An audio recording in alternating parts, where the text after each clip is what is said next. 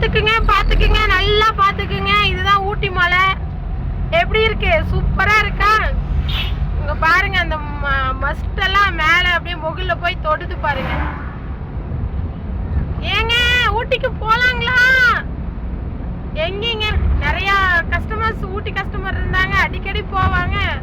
இப்ப என்னடானா ஒருத்தரும் கூட போக மாட்டேங்கிறாங்க. ஊட்டி மலை எவ்வளவு சூப்பரா இருக்கு பாருங்க.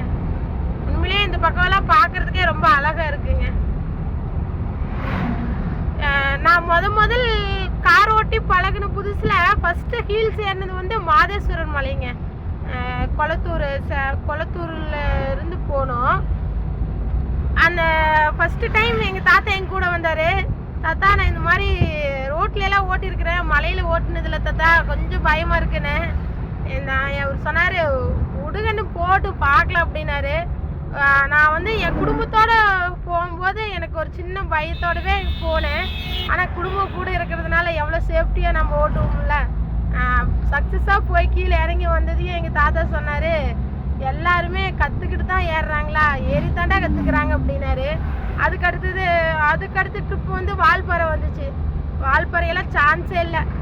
அடிக்கு ஒரு டைம் போவேன். வால்பாறை ஹில்ஸ் எல்லாம் சும்மா சாரளமாக ஓட்டி பழகுனேன்.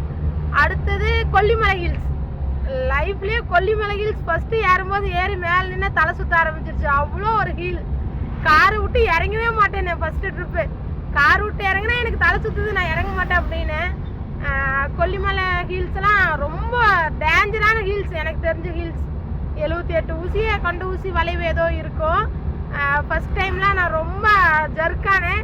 அப்புறம் மறுபடியும் அடுத்தடுத்து பார்க்கும்போது எந்த ஸ்பாட்டை கண்டாலும் வண்டியை நிறுத்த வேண்டிதான், வீடியோ எடுக்க வேண்டிதான், அந்த இயற்கையோட அழகை ரசிக்க வேண்டிதான். அப்படியே போனேன். அப்புறம் கோத்தகிரி ஹில்ஸு, எனக்கு தெரிஞ்ச முக்கியமான நல்ல பெரிய ஹில்ஸ் அப்படிங்கிற இதெல்லாமே ஓட்டிட்டுங்க.